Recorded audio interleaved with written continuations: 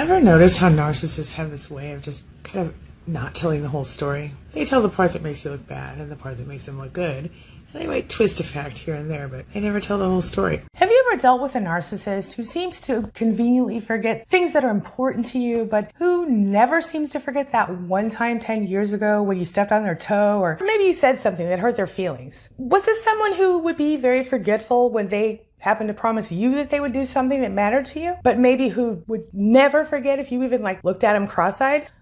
How did that feel to you? Maybe you were worried that they were losing their memory, or you started Googling stuff like early onset dementia or convenient memory loss. Or if you're still in the relationship with a narcissist, whether they are a parent, a spouse, a partner, or a coworker, and you're noticing that their memory seems to be kind of going south, well, you might be wondering about this right now at this moment. So here's what I want to tell you. If your toxic relationships look anything like mine did, you are probably going to find yourself hearing this and thinking it's especially poignant, especially when you think back to incidents where the narcissist said they would take care of something, but then they pretended to forget that they made such a promise. Anyway, later they would end up blaming you for being irresponsible, right? For example, the narcissist in your life, maybe they told you that they were going to take care of the grocery shopping on Wednesday. But then when you went to cook dinner on Wednesday night, they are offended when you say, hey, where'd you put those groceries you bought? At that moment, rather than taking responsibility and acknowledging that in fact they did forget the groceries, or they chose not to go shopping for whatever reason, they might accuse you of forgetting to do the shopping yourself. And when you remind them that they said they would take care of the shopping, they're just going to get super mad and deny ever having said it. You'll feel crazy, and despite the fact that you know for sure they said it, they will insist that you are mistaken, and their narcissistic rage will ensue while they give you a good old-fashioned dressing down. Now, by the time this emotionally draining exchange is over, you're going to find yourself wishing that you just did the shopping yourself. And quite honestly, you might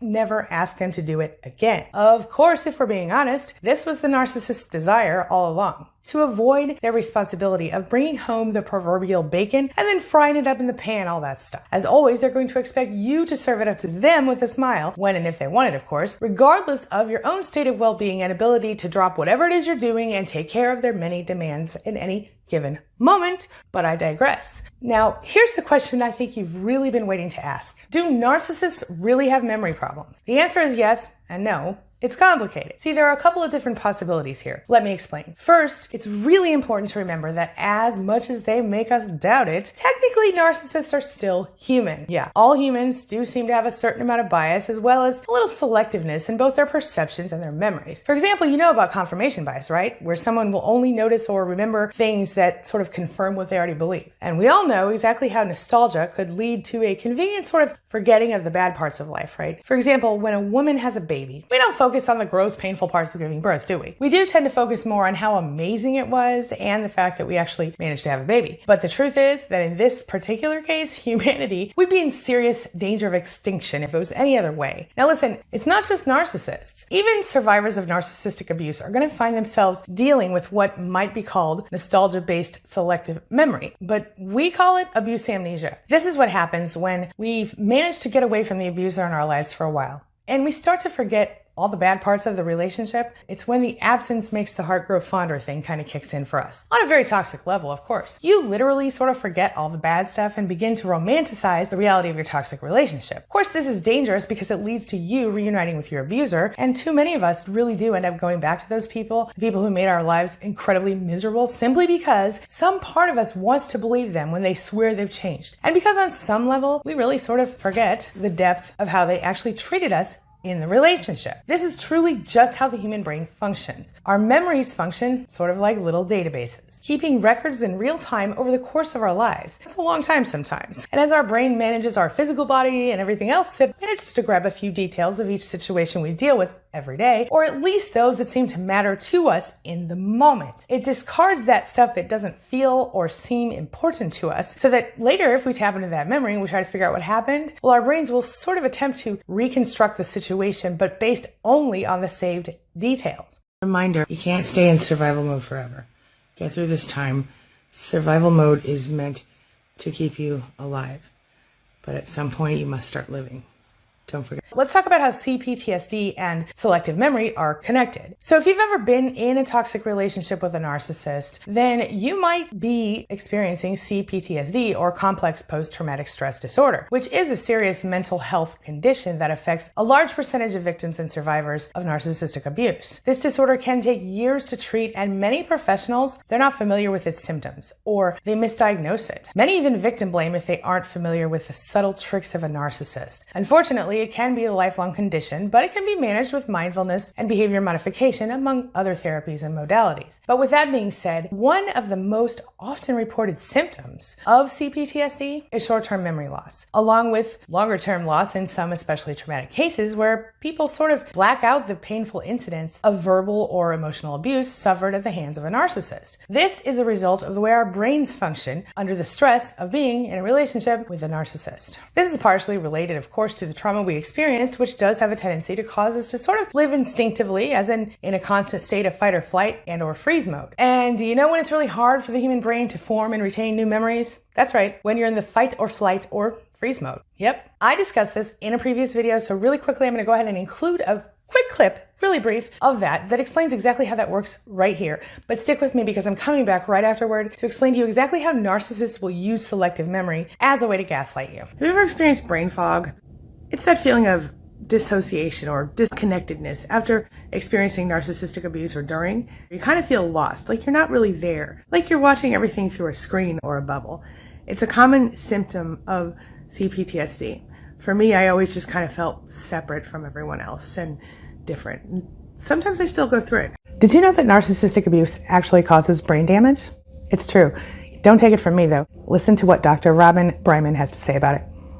The period before the discard is usually very hard when the devaluation phase becomes so intense and you know something is going on that you can't handle, you can't control. And then suddenly the discard happens, whether it's you discarding or the narcissist discarding.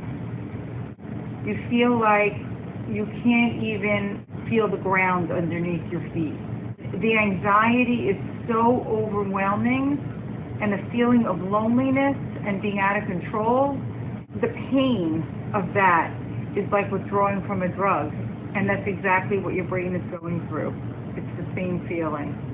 You don't even know what your brain is going through. It's so much. This is where our brain betrays us in keeping us safe and healthy. Here's what you have to understand. The way that your brain naturally functions can literally stop you from walking away from a narcissist. The addiction to your abuser happens for a number of reasons, but when we're talking about specifically our neurochemistry, the way our brains work, we need to think about things like the sort of ingredients that contribute to our addiction. So for one, we have oxytocin, which contributes to our bond with this person. Then we have the endogenous opioids, which deal with pleasure, pain, withdrawal, dependence on the narcissist. Then there's the corticotropin releasing factor, which is due to stress and also contributes to withdrawal. Then we have dopamine, which we've talked about a lot of times. It's part of the whole craving thing, the wanting the person, the seeking, the needing the person part of it. But what you have to understand is when our brain chemistry is dysregulated by abuse, it's more difficult than you can imagine to actually make logical choices or to manage our emotions in regard to this person.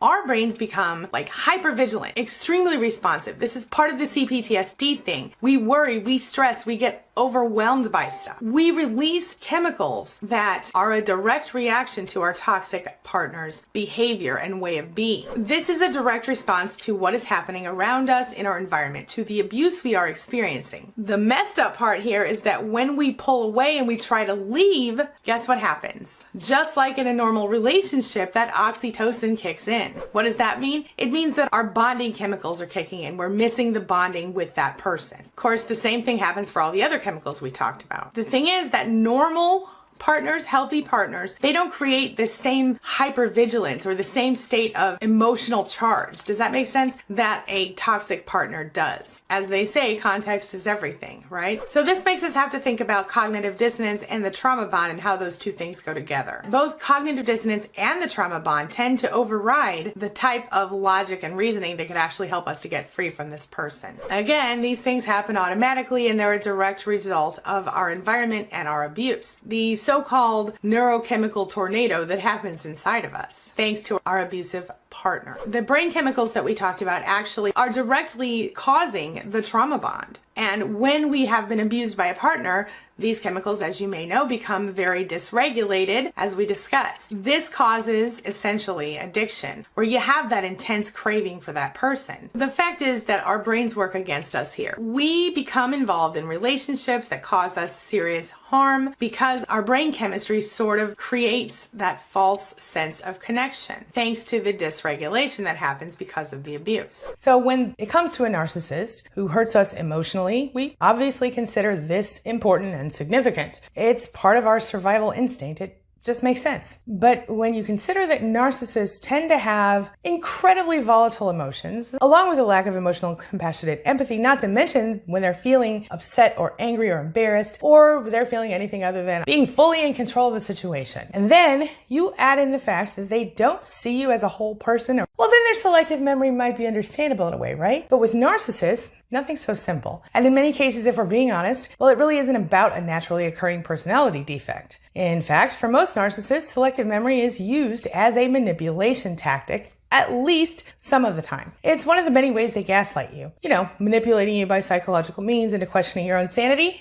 Yeah, they might claim that they don't remember doing something that hurt you so that they can get out of taking responsibility for it. Or, and this is more common in my personal experience, they might even sort of attack you for expecting them to remember. Then they might even try to use this as a way to justify their abuse or to deny it completely. The fact of the matter is, narcissists really only care about what they want and what they need, and they do not like to take responsibility. Sadly, when it comes to you, they're mostly only concerned with the narcissistic supply that you can offer them. Let's talk about the conveniently forgetful narcissist. The truth is that while the human memory is fallible and narcissists are technically human, most of the time, unless they are diagnosed with dementia or another memory-affecting disease, the narcissist's memory is just as good as everyone else's. In other words, narcissists will remember what they choose to remember. Here's a hypothetical example to sort of explain it a little more clearly. Let's say one time you told the narcissist that you just absolutely love white roses, but that you're horribly allergic to yellow daisies to the point that it could endanger your life. They will remember that when it's convenient for them, and they will forget that when they want to. So during love bombing, you're going to get all kinds of white roses. And then when they are in the devalue phase, you know, where they're noticing everything wrong with you, kind of picking you apart, well, that's when they're going to forget that you like flowers at all. Or they'll fill the house with yellow daisies and they'll get mad at you when your throat closes up and you have to be rushed to the emergency room. Why? They'll just say you're being dramatic. And once that incident is over and they decide they want some more of that narcissistic supply, well, they might want to suck you back into the relationship with a good solid Hoover maneuver. That is where they will suddenly recall that you love white roses, and guess what? They're showing up at your front door expecting you to be ever so grateful that they thought about you and they bought you these beautiful roses, and you might even fall for it because they will seem so sincere and they'll seem like they really mean it. But don't let your soft heart fool you here, my friend. The fact is that those white roses you love so much, those are being used as a tool to reel you in once again.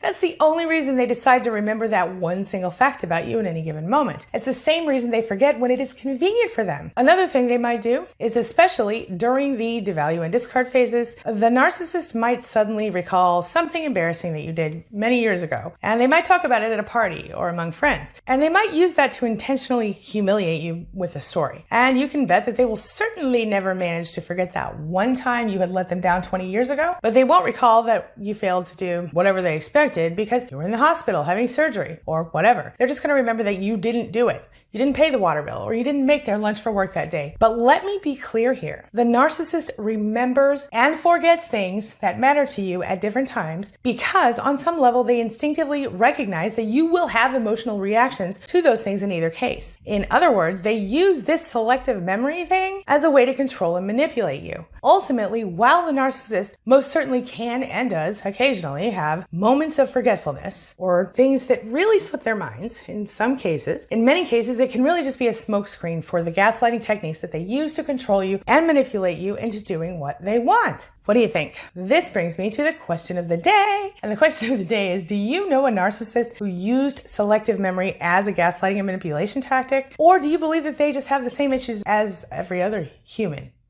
What do you think? Share your thoughts, share your ideas, share your experiences in the comment section below, and let's talk about it. As always, thank you so much for being a part of my day and a part of my life. And hey, thanks for letting me be a part of yours. It really does mean a lot to me. Now, before I go, make sure you take a look at the videos I'm going to leave for you right there and right there. And while you're here, hit the subscribe button right over there so we can stay connected and continue on this healing journey together. I'll see you soon.